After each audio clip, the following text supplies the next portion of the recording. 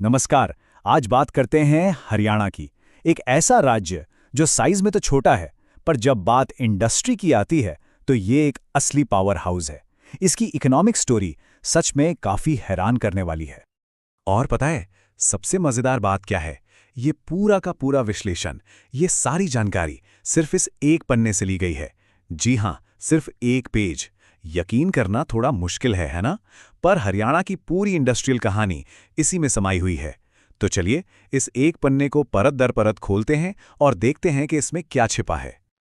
पहला हिस्सा है इसका इंडस्ट्रियल इंजन। देखिए, हरियाणा को आज हम इंडिया के एक बड़े इंडस्ट्रियल हब के तौर पर जानते हैं, लेकिन ये कोई जादू नहीं था जो रातों रात हो गया। नहीं, इसके पीछे दशकों की मेहनत है, एक बहुत सोची समझी प्लानिंग है, और यही वजह है कि आज देश के इकोनॉमिक मैप पर इसकी एक अलग ही जगह है। तो अब बारी है दूसरे हिस्से की। चलिए एक टूर पर चलते हैं, हरियाणा के उन पावर हाउस शहरों का टूर जो इसकी इकोनॉमी की बैकबोन है। मजे की बात यह है कि हर शहर का अपना एक अलग कैरेक्टर है, अपनी एक अलग इंडस्ट्रियल पहचान है, और जब ये सब साथ मिलते हैं तब जाकर हरियाणा की पूरी तस्वीर बनती है। तो चलिए शुरू करते हैं ये सफर। तो सबसे पहले बात दो सबसे बड़े नामों की। एक तरफ है गुरुग्राम। यहीं पर 1981 में मारुति सुजुकी आई और समझिए कि भारत के ऑटोमोबाइल मार्केट को हमेशा के लिए बदल के रख दिया। और फिर है फरीदाबाद। अरे वाह, ट्रैक्टर से लेकर जूते तक ये मैन्युफैक्चरिंग का एक ऐसा मजबूत किला है। ये दोनों शहर इतने पावरफुल हैं कि एक साथ मिलकर एक जबरदस्त इकोनॉमिक कॉरिडोर बनाते हैं। अच्छा, अब थोड़ा स्टेट के सेंटर की तरफ बढ़ते हैं। यहां हमें मिलता है रोहतक, जिसे लोग पॉलिटिकल कैपिटल भी कह देते हैं। और हां, एशिया की सबसे बड़ी पेंट फैक्ट्री एशियन पेंट्स यहीं पर है। और सोनीपत, अरे सोनीपत को कौन भूल सकता है भला? एटलस साइकिलें, सोचिए कितनी ही पीढ़ियों को उनकी पहली राइड का मजा इसी शहर ने दिया है। चलिए अब कुछ ऐसे सेंटर्स की बात करते हैं जो किसी खास चीज के लिए जाने जाते हैं, जैसे पंचकुला जो इलेक्ट्रॉनिक्स का हब है। एचएमटी पिंजौर का नाम तो सुना ही होगा। और दूसरी तरफ है झज्जर। ये शहर कह सकते हैं फ्यूचर की तैयारी कर रहा है।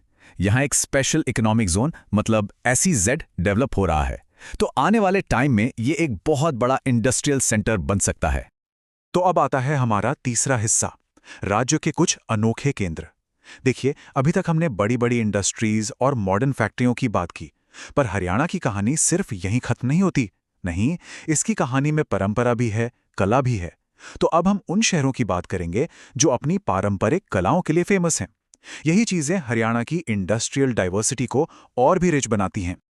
यहां पर एक बड़ा ही जबरदस्त कॉन्ट्रास्ट देखने को मिलता है। सोचिए, एक तरफ है पानीपत, बुनकरों का शहर। यहां के हाथ से बने कंबल और टेक्सटाइल्स पूरी दुनिया में फेमस हैं। और दूसरी तरफ है रेवाड़ी, जहां आज भी पारंपरिक पीतल के बर्तन बनाए जाते हैं। और उसी शहर में मॉडर्न हीरो होंडा मोटरसाइकिलें भी बनती हैं।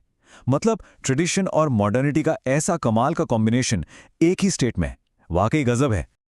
पानीपत ये सिर्फ एक शहर का नाम नहीं है, पूरी दुनिया इसे द सिटी ऑफ वीवर्स यानी बुनकरों के शहर के नाम से जानती है।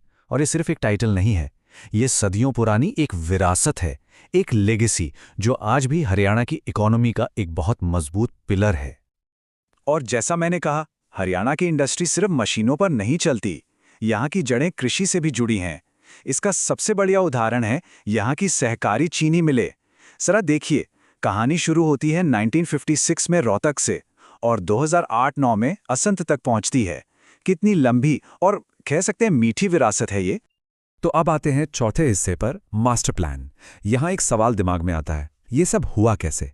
क्या ये बस एक इत्तेफाक था कि अलग अलग शहर अलग अलग इंडस्ट्री में इतने कामयाब हो गए? नहीं, बिल्कुल नहीं। इस सक्सेस के पीछे एक सॉलिड मास्टर प्लान था, एक स्टेट लेवल की स्ट्रैटेजी। चलिए अब उसी को डिकोड करते हैं। इस पूरे मास्टर प्लान का आर्किटेक्ट है HSIDC, यानी Haryana state industrial and infrastructure development corporation. सोचिए, 1967 में इसे बनाया गया था और तब से इसका बस एक ही मिशन रहा है, हरियाणा में इंडस्ट्री के लिए जमीन तैयार करना और उन्हें फलने फूलने के लिए हर मुमकिन मदद देना। 50 साल से भी ज्यादा हो गए ये कॉरपोरेशन इसी काम में लगा हुआ है। और इनकी स्ट्रैटेजी ना बिल्कुल क्रिस्टल क्लियर है, स्पेशलाइजेशन। मतलब एक साइज सबको फिट नहीं होता, इसीलिए इन्होंने अलग अलग सेक्टर्स के लिए अलग अलग पार्क बनाए। साहा में फूड पार्क, तो पंचकुला में आईटी पार्क, सिरसा में टेक्सटाइल पार्क है, तो करनाल में फार्मा पार्क। ये फोकस डेवलपमेंट का एक परफेक्ट एग्जाम्पल है। ये जो टाइमलाइन है ना, ये एक कहानी बताती है। ये दिखाती है कि हरियाणा की ग्रोथ कोई एक्सीडेंट नहीं है, बल्कि एक कंटिन्यूअस प्रोसेस है। 1967 में HSIDC बनता है, फिर 1969 में खादी और विलेज इंडस्ट्रीज बोर्ड, फिर 2005 में नई इंडस्ट्रियल पॉलिसी आती है और 2015 में एंटरप्रेन्योर प्रमोशन पॉलिसी। मतलब सरकार ने वक्त के साथ लगातार माहौल को बिजनेस फ्रेंडली बनाने की कोशिश की है। और अब हम आ गए हैं अपने आखिरी हिस्से पर, हरियाणा का इंडस्ट्रियल फ्यूचर।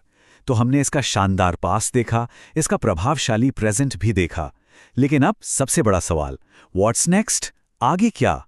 इस स्टेट का फ्यूचर कैसा होने वाला है? कभी कभी एक नंबर पूरी कहानी कह देता है, और यहां वो नंबर है 11। 11 स्टेट में 11 सहकारी चीनी मिलें हैं, और सबसे पहली बनी थी 1956 में। ये नंबर हमें क्या बताता है? ये बताता है कि हरियाणा की इंडस्ट्रियल सक्सेस कोई नई नवेली चीज नहीं है। इसकी नींव बहुत पुरानी और बहुत मजबूत है। तो आखिर में हम इसी सवाल पर आकर रुकते हैं। एक ऐसा राज्य जो कार भी बनाता है और कालीन भी, जो सॉफ्टवेयर भी बनाता है और चीनी भी, जिसने हर फील्ड में अपना लोहा मनवाया है, उसका अगला कदम क्या होगा? कौन सी नई इंडस्ट्री होगी जो हरियाणा की अगली पहचान बनेगी? ये सोचना वाकई में बहुत दिलचस्प है।